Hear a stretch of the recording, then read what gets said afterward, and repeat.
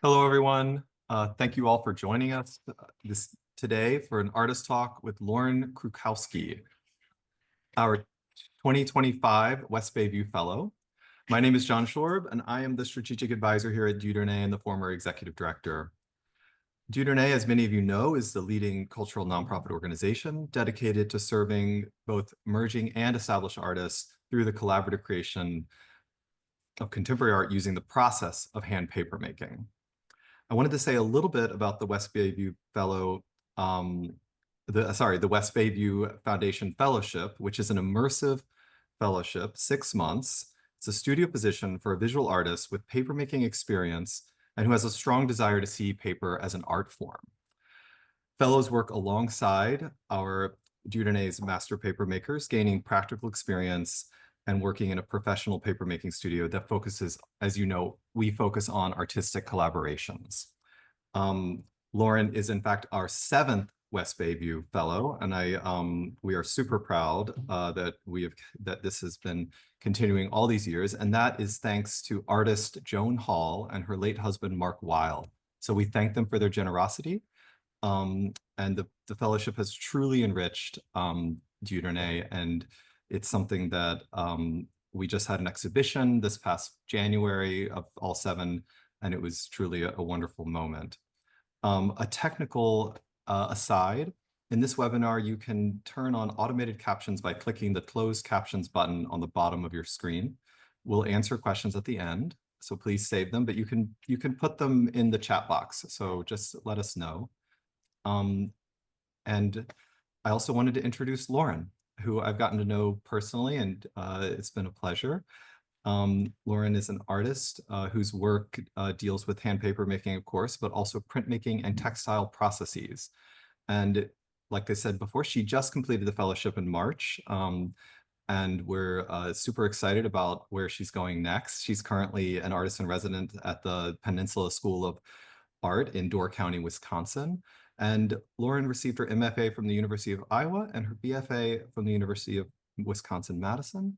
And we're all going to learn a lot more about Lauren right now. So please join me in welcoming Lauren Krukowski. Thank you, John. Hi, everyone. I'm very excited to be here with you today. Screens and Grids is an overview of my time as a West Bayview Foundation Fellow at Dieu Donné. And in this talk, I'll introduce a few key works made prior to my fellowship that are important to the conceptualization of the work I made at Dieu Donné, and then focus mostly on the fellowship and the works in paper that I made while I was a fellow.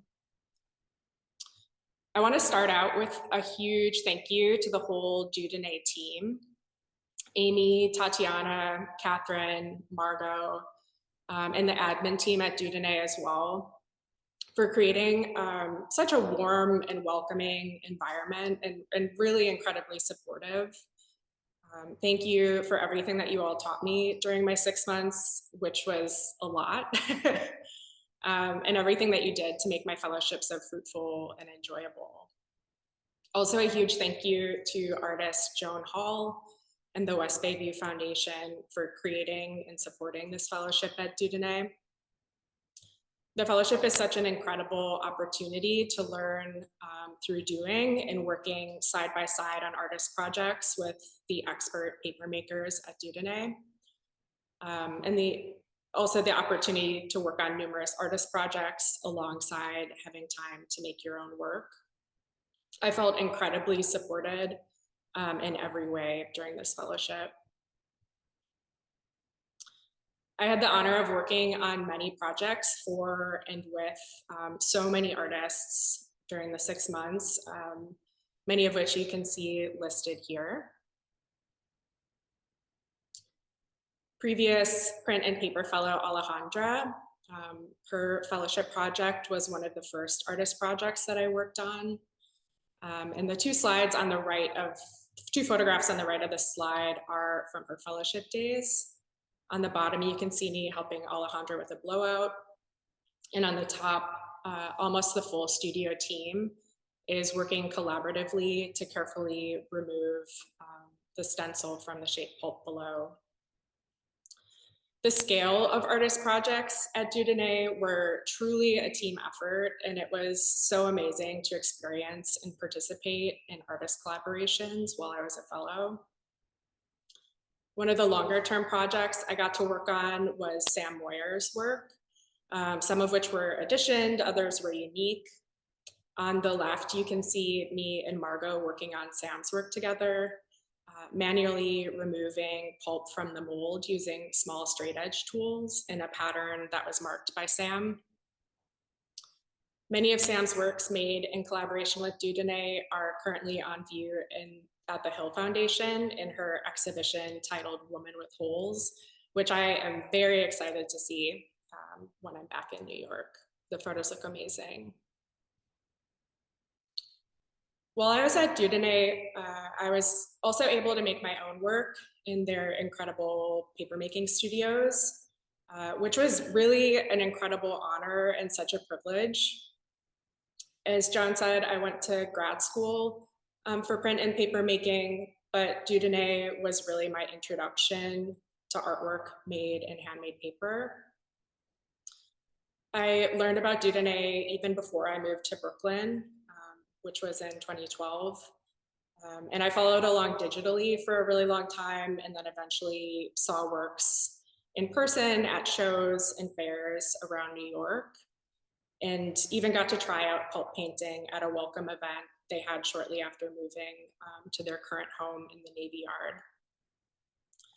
All of these experiences made me want to go back to school to study papermaking in addition to print.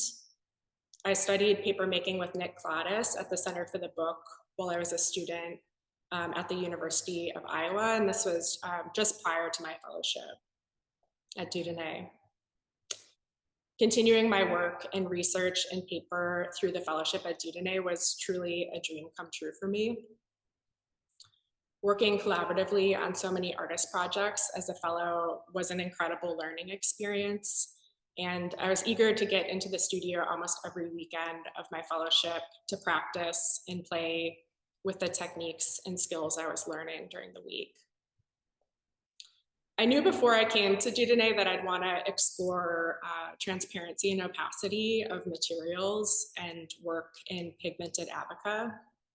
And my interest in layers of translucent abaca was really a through line of my fellowship.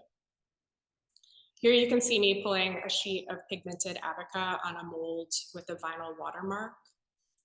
I'll come back to this a little later in the talk, but first I'm going to jump back in time a bit to give some background information about my work more broadly in print, paper, and textiles. I've primarily lived in Brooklyn since 2012, but from August 2021 to June 2024, I was living in Iowa City while getting my MFA.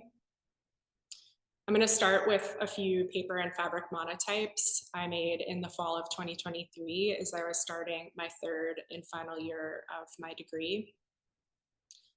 In addition to studying printmaking and papermaking in grad school, my BFA degree is in drawing and painting, and I also have a lifelong background in textiles that has really come in and out of my work in other mediums. But over the last 2 years, textiles have really firmly taken to the forefront of my studio work. Collage has also been really integral to my work for some time, and I brought sewing back into my graduate school work as a solution to joining together handmade papers with different shrinkage rates. Gently held together, the stitches allow papers to expand and shrink as they take on moisture from the air and move and cockle as papers do over time. This work is titled Coming and Going. It's a sewn collage from 2 monotypes, one oil monotype on Arches 88 paper in the background, and a trace monotype on fabric from a cotton t-shirt in the foreground, which is machine sewn to the paper. During Terry Conrad's printing on fabric class at the University of Iowa, we had a visiting artist named Susan Matrician who gave us a demo of painting and screen printing with fiber reactive dyes. This demo was really an epiphany for my work, being able to make dye printed textile yardage. I love the way that the dyes sit in the surface of the textiles instead of on the surface. They really sink into it. And the depth of color and layering you can achieve with dye, as well as the translucency of the colors. You can layer vibrant translucent color very similarly to how you can layer oil-based inks in print. My textile works are primarily made using thrifted fabrics and textile industry waste. When I started learning how to make prints in 2017 in New York, I began saving my printmaking paper offcuts, hoping to one day reuse them to make new paper. In Iowa, recycling my own and my peers' cotton printmaking paper offcuts was a primary research interest of mine throughout my MA degree. From there, I pulped bed sheets and misprints, prints that did not work, while at the same time collaging with similar materials. Working with textile industry waste, my own textiles that would otherwise be discarded and thrifted fabrics was really a natural extension of this practice. Papermaking, collage, and quilting have all historically imagined new uses for discarded materials. In all of these mediums, I can reuse materials almost indefinitely. And work is really only a failure if I stop trying to find a way to use it in a resolved work. This work is titled Woven Screen Holding On. The main structure of the work, the area that is maroon, is dye printed and painted canvas, which I cut and then wove strips of my own handmade paper made from recycled offcuts. And also woodblock printed fabrics are woven through. Collage and sewing, my printed and painted fabrics really reminded me of the quilts I grew up around. I had a quilt above my childhood bed, decorating the walls of my childhood homes. My mom decorated all of my childhood homes with quilting, and some still hang in their house today too. One of my earliest memories of learning is learning how to cross stitch from my mom. From what I remember, I learned how to sew before I learned how to write. Stitching by hand or machine is a way of joining objects together. It is strong, yet it is usually reversible, except in paper. You can almost always change your mind with stitches. Stitches tenderly hold two objects together. The tension should be snug, but not too tight. Working in textiles became a way to connect back to my childhood in the Midwest, and an intimate connection to home. After living in Brooklyn for nearly a decade, moving back to the Midwest for grad school really unearthed connections between my younger self and current self. The artwork I grew up around and grew up making started to inform the artwork I made in my final year of grad school and the work that I'm continuing to make now. Prior to grad school, from about 2015 to 2021, I worked almost exclusively with color and shape in my work. I was creating imagined lighting scenarios and painted paper collages using color relationships to create space within two-dimensional abstract work. Often looking at things like how the light hit the windowsill in my apartment or how the light outside came in. Learning how to make lithographs and etchings in grad school, I started bringing line and drawing back into the work. Gridded lines became a starting point to play off of. Grids connect the mediums that I use, printmaking press beds, silkscreen mesh, the weave of the textiles I work with, and papermaking molds. The grids in my work often reference textiles, window screens, my interest in depicting light using color and forms resembling windows. My MFA exhibition and thesis were both titled Windows and connected abstraction, emotional connection to place, and personal moments with material processes in printmaking, papermaking, sewing, and collage. Windows divide and connect depending on the time of day they let light in or out. Screens let air move freely, and sound, smells, and shadows. This work is titled Screen. It's a multi-layered collage with hand-sewn printed silk and oil monotype on Arches 88 printmaking paper. Windows and screens are transparent in different ways. The looser the weave of the screen, the easier we can see through them and the more it lets in. The tighter the screen, the more it keeps out. Our eyes have no trouble focusing on a window screen and what is behind it, but cameras struggle to focus beyond the mesh. It feels as though you need to relax your focus and simply experience to see beyond the grid. While in grad school, I often sent casual photographs taken through my front door and front windows to my partner who was still living in Brooklyn, updating him on small moments in my day. This is a photo through my front door here. It usually took me a couple of tries working against the screen and eventually just giving up and opening the door to take a clear image. Looking through mesh started to bring up questions of transparency and opacity and the instability of perception. In a photograph, a screen door obstructs the image behind it. It flattens what is beyond to a blurred form of color and light. Obstructed, obscured, simplified, resisting full transparency. It seems to be nearly impossible to get a clear photo through a screen. The grid of a screen can be fixed or woven like a textile. The screen door where I lived in Iowa had definitely seen better days. After what must have been years of use by the people who rented there before me, the woven threads were both bent and torn. Screen door quilt, which is pictured here, became an exaggerated abstraction of my apartment screen door. An exaggeration of light and color bending through the wavy screen wires.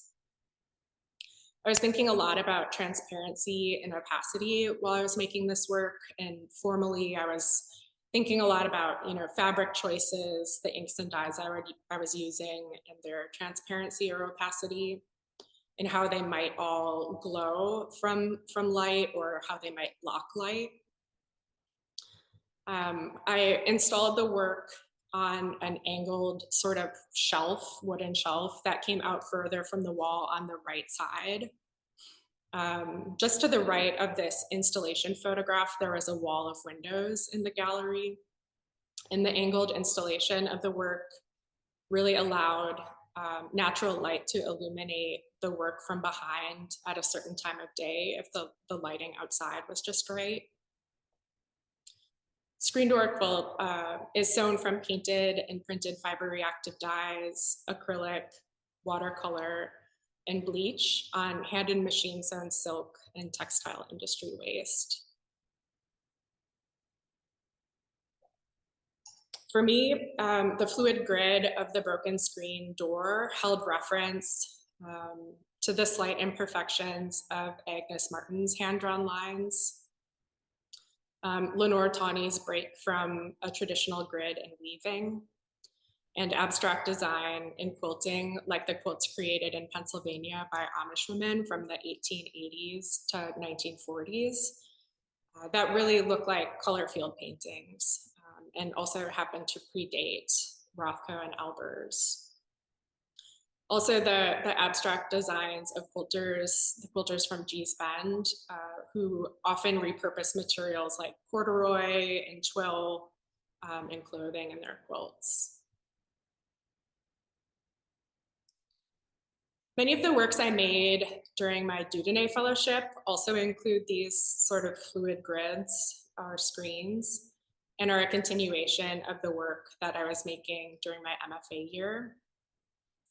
This work is titled Embedded, and it includes cut up and sewn monotype prints on handmade papers, embedded between two thin translucent sheets of abaca with a bit of black linen pulp paint on top. The embedded papers are made from a blend of cotton and abaca, and the speckled papers are made from University of Iowa Oakdale Kozo fibers. The embedded prints started as monotypes that I found to be unsuccessful in their first iteration. I often keep these unsuccessful images around and cut them up, move them around, add more layers until I find an iteration where they feel resolved. The prints in this work had many iterations of being cut up, sewn to other works, ripped off, etc., before I embedded them in abaca at Dieu Donné. The history of joining together and being torn apart and rejoined again remains visible embedded between the transparent abaca layers. Unless otherwise stated, the following works in paper made at Dieu Donné are approximately 24 by 18 inches. At Dieu Donné, I mostly used pulps that were left over from previous artist projects for the majority of the fellowship until my fellowship days, which I'll talk about a little later. This is amazing because without needing to pulp and pigment my own pulps, I had so much more time to explore and experiment and make paper during my time in the studio on weekends. I was able to work through ideas a lot quicker than I would have otherwise, and I also played with colors I may not have chosen on my own, which led to new color palettes in my work and pigments like metallics that I might not have chosen otherwise. This work is a continuation of ideas from my MFA show and a precursor to my fellowship days with work exploring screens, grids, windows, and patterning influenced by textiles and quilting. It is also the first and one of the few purely pulp painted works that I made at Dieu Donné. It has a thin abaca base sheet sandwiched between pigmented linen pulp paint on the front and the back of the work. The transparency of the abaca base sheet allows you to see through the portions of the work that are not entirely covered by pulp paint. Many of the works I made at Dieu Donné during my fellowship, I worked on both sides of the sheet since I was interested in exploring transparency. Most of the sheets don't have a traditional base sheet that I worked on top of, but rather the base sheet is built by many thin layers of abaca with pulp paint and blowouts in between them or on top of them. One thing I found that you can do in handmade paper that you can't do in print is build an image without a base sheet. In print, you're always, printing onto a substrate, whether it be paper or fabric or other objects. But in paper, I was interested in all of the layers of the image being image layers, or all of the layers acting like the ink in the print rather than the substrate. Most of the layers in my works in paper are either shaped layers like blowouts or pulp painting, which you can see through the negative space, or thin sheets of transparent abaca, which are often pigmented, that act as much like a thin layer of ink in a print as they're acting as the base sheet. And it's really part of the image and making the image rather than, a substrate. This is another sewn print on fabric I made during my MFA while living in Iowa. My neighbor had what had to have been a 100-year-old black walnut tree in his yard that cast moving projections into my apartment in the late afternoon. I really became enthralled with these moving light shows. An example you can see on the right. In the sewn print on the left, the pink and red grid-like pattern is a pattern I've often been using to depict this dappled light, and it comes in and out of my work pretty frequently. This work is titled Dappled, and I was thinking of the powerful wind and rainstorms that come through Iowa City, as well as the projection of dappled light from my neighbor's tree while making the work. Here you can see another version of the dappled pattern in paper. I turned the pattern into a watermark to create the dappled patterns that you see on the back of the work on the right. The image on the left shows the front of the work, and this work is made from 3 thin layers of pigmented abaca with pulp painting on both the front and the back of the work. A watermark changes the height of the papermaking mold, creating thinner areas of paper where the watermark is and thicker areas in the negative space, which is what's creating the dappled effect on the back of the paper. I was really interested in combining different techniques and fibers in my paper work to combine different visual languages. This work is titled Light Moves Seeing Through, and it incorporates thick handmade cotton paper embedded in the work with layers of pulp paint and a pigmented abaca blowout with collage and also embossing. This is one of very few works that does actually have a base sheet, which you can see is the opaque lavender color. Again, I was thinking about depicting dappled light in this work and seeing through or looking through reflections in a window. These works are titled Seeing Through Opaque Light 1, 2, and 3.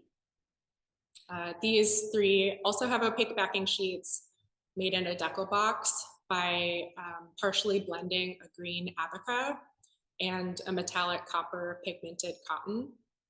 They all have printed and painted fabric inclusions from offcuts from various previous print projects, and also metallic copper pigmented linen pulp paint on top. A few detail images showing the sewn, dyed, and painted and printed fabric offcut inclusions. I really love how the printed and painted dyes sit in the fabrics and create depth in the work. And it's similar to how the translucency of the pigmented abaca fibers in other works function visually. This is titled Meadow Constellation 1, and it's actually one of the first works I made at Dieu Donné. The image on the right is the back of the work, and the left is the front. It was made back to front, starting with the blue cotton blowouts, then a thin sheet of abaca, which is the white that you see, pulp painting with linen through my stencil, and then also pulp painting with abaca. I was really interested in creating work that would interact with light, similar to my screen door quilt, and creating work that would illuminate hidden layers within the work. The asterisk pattern in the work started as a hand-drawn positive for exposing a silk screen, which I made for dye printing fabric. And I have some of those examples later in the presentation. I used the drawing I made for the silk screen to cut a mylar stencil at Dieu Donné to use for blowouts, which you can see on the back of the work, as well as using it as a resist to pulp paint through, which you can see on the front of the work. I was really excited that the same stencil could be used as both a positive and a negative in the work, with different techniques and giving different visual results. I love exploring the possibilities of using the same image in different ways, the same repeat pattern being able to be used differently with different techniques or different fibers to produce different results. The process of how the stencil is used is really as important as the image itself in creating the work. A few months into my fellowship, I learned I'd have an opportunity to show work I made at Dieu Donné in a group show at the Elizabeth Foundation for the Arts, with all the artists who previously completed the West Bay View Fellowship. I had been wanting to make a large quilted work to interact with natural light through a window, and the EFA show was really the perfect opportunity to realize it. Meadow Constellation Quilt, which you can see here installed at EFA, is one of the largest works I made during my fellowship. The work in paper references two moments of awe I experienced in Iowa. One was viewing the Northern Lights with friends over the Iowa River shortly before I moved back to Brooklyn for the fellowship. The other was learning about a native wildflower meadow planted by university faculty and students to help intercept nitrogen pollution and corrosion from the Iowa River. The quilt is influenced by moments of awe in crossing the river daily. I crossed it on foot twice a day to get to my studio over the 3 years I lived in Iowa. And it's also referencing the reality of the river carrying pollution from farm runoff in Iowa to the Gulf of Mexico, which is forming a large dead zone. I made the work to sort of sit and grapple with the multidimensionality of the river and my complicated experiences with it, as well as experiencing conflicting emotions alongside the hope and awe I felt with the river. Similarly to my screen door quilt, Meadow Constellation Quilt is intended to be installed in front of a window, allowing natural light to illuminate different layers of the work throughout the day and night. And it's creating a time-based experience that changes through the installation period, depending on the time of day or what the weather is like that day. The quilt is made from the same stencil I used for the earlier work. To me, the asterisk came to represent both the native species meadow and hope, as well as the stars during the northern lights and awe. The quilt is made from many multi-layered sheets of handmade paper that I made and then cut and machine sewed together into pinwheel quilt blocks. As part of my fellowship, I was able to have 3 days working in the studio with help from Amy, Tatiana, Catherine, and the rest of the studio team. In preparation for my fellowship week, I was excited to pulp recycled cotton fabrics for the work, alongside linen pulp paint and abaca. Here you can see different stages of beating the recycled cotton fibers. On the left, you can see stages of adding the small squares of cooked cotton fabric. And on the right, you can see a little further into the pulping process. For my fellowship days, I was excited to select my own palette of Pantone colors and pigment my pulps, similar to how I had learned to pigment pulps in preparation for many of the artists I was able to work with and work on their projects throughout my fellowship. I also wanted to give a thank you to Dieu Donné's Emma, who took many of the wonderful studio photographs from my fellowship that you'll see here, as well as TJ, who took many of the artwork photographs of the works made at Dieu Donné. I perhaps went a little overboard with the amount of colors I pigmented for my fellowship days, but it was really amazing to be able to pick the perfect color companions while making my work during the fellowship week and the couple of weeks after. In much of my work, although it's abstract, I'm thinking about color and color interactions and how they might mimic light or create depth in the work. So having a wide selection of pigmented pulps to choose from was really incredible to be able to work with and select from. I also prepped by cutting reusable mylar stencils from my own drawings, and I cut them mostly on the platter cutter at Dieu Donné. Many of the drawings for the fellowship week were influenced by textiles, quilting, and quilt squares, or patterns resembling dappled light. I chose to cut them on the platter cutter because I loved how the platter cutter would keep the hand-drawn look of my drawings, which I myself can't replicate with the scissors or X-Acto. I used the stencils as resist to pulp paint through, which you can see here. On the left, I'm laying down a stencil onto the layers of pulp below, and on the right, I'm pulp painting through a stencil using it as a resist. I also use the stencils to protect the recycled cotton fibers below during blowouts. In the video on the right, Amy is helping me blow out cotton fibers from the portion of the sheet that doesn't have the Mylar stencil protecting it. And on the left, you can see Catherine doing the same, but this time with a lot more negative space. I played a lot with overlapping many of the stencils to make an image so I could get a variety of patterns or images from the same set of stencils. Here I'm removing the stencils from the shaped pulp using water to ease the stencil away from the fibers. In lining up the mold with the paper pulp below right before I couched or laid down the shaped cotton layer onto the layers of paper pulp below. This is a work that is complete, but not yet pressed and dried. You can see variations in the thickness in the light orange and pink backing layers of Abaca from the dappled pattern watermark. The darker orange square pieces are dye printed canvas that are embedded between the Abaca layers, and the shaped cotton blowout layer is on top.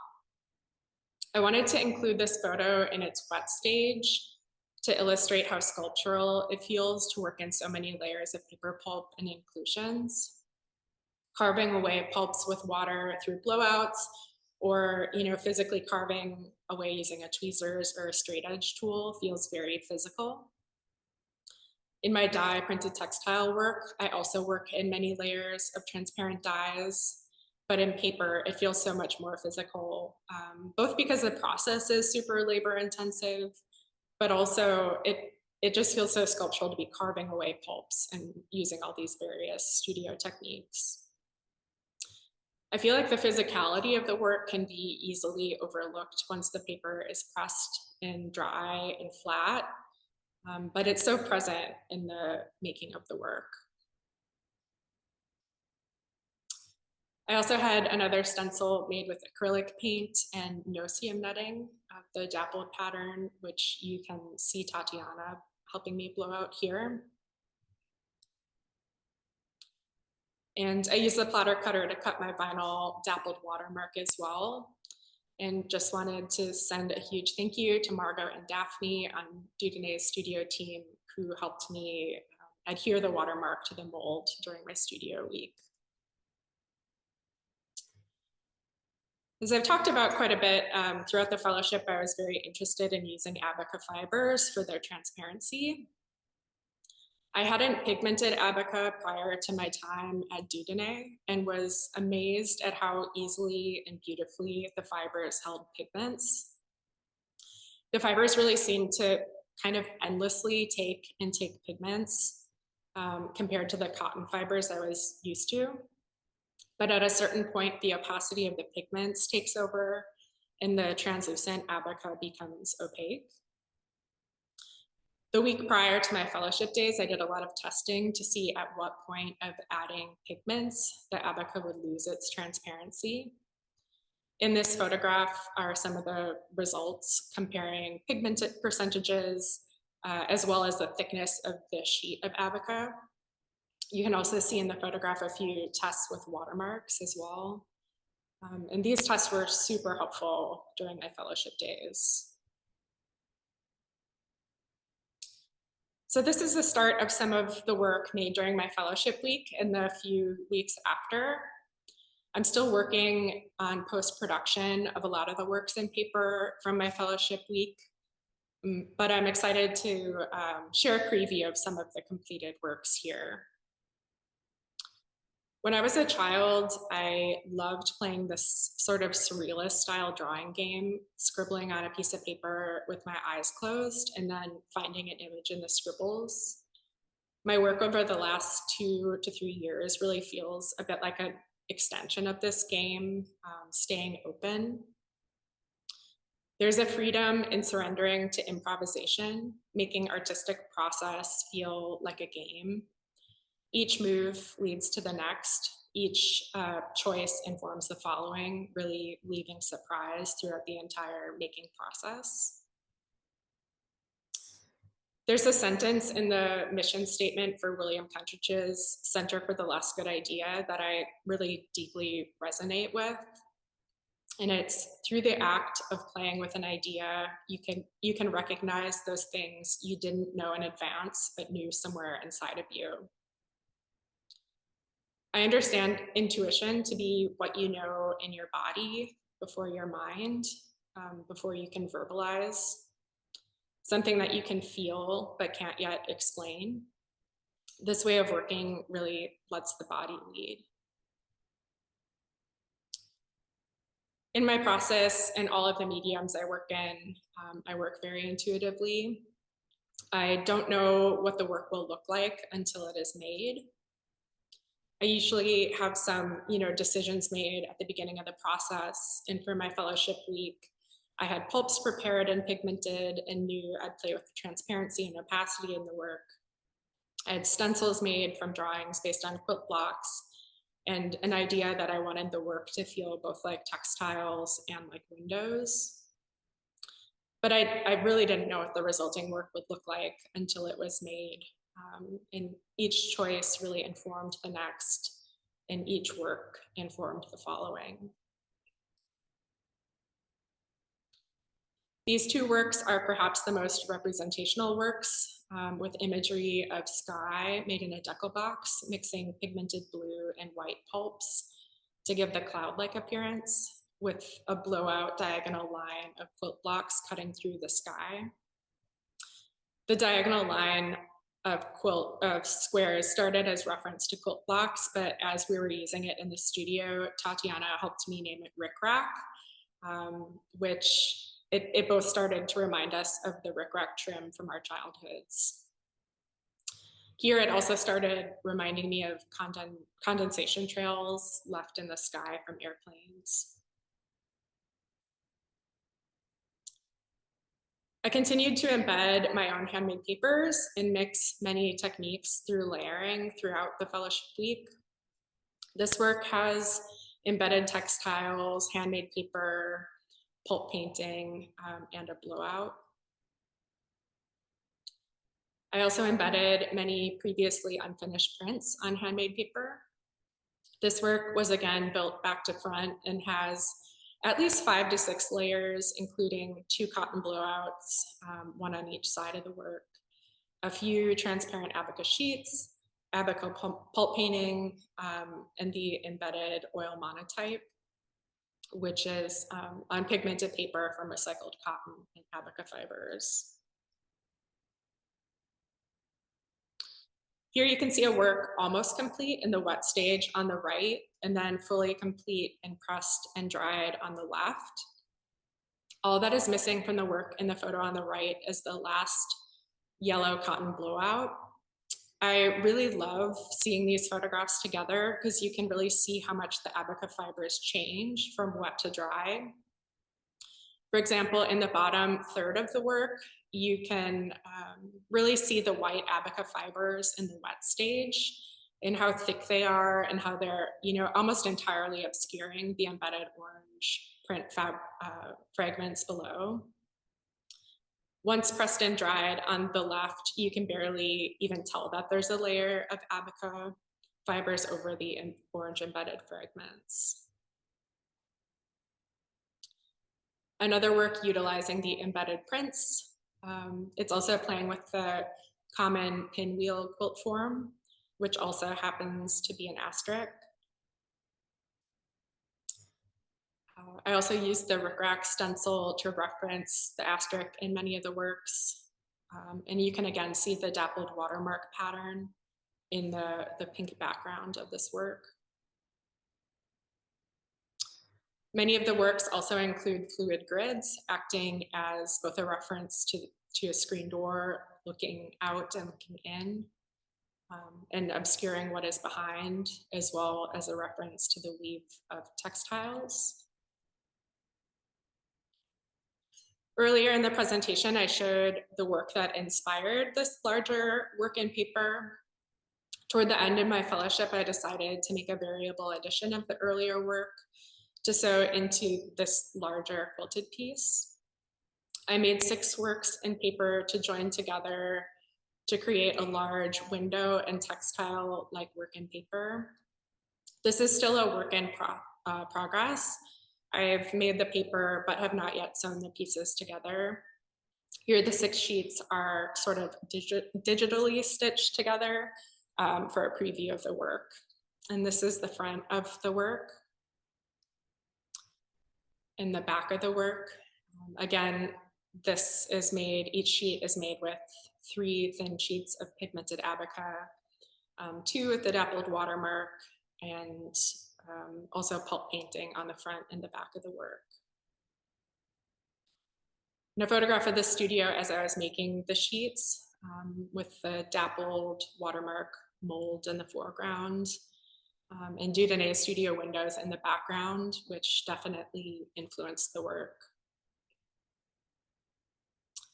And side by side. The 6 panels will be sewn together with seams on the back of the work. I anticipate installing it similarly to the Meadow Constellation quilt so that the back and the front of the work will both be visible. The individual sheets that make up this work are 24 by 18 inches.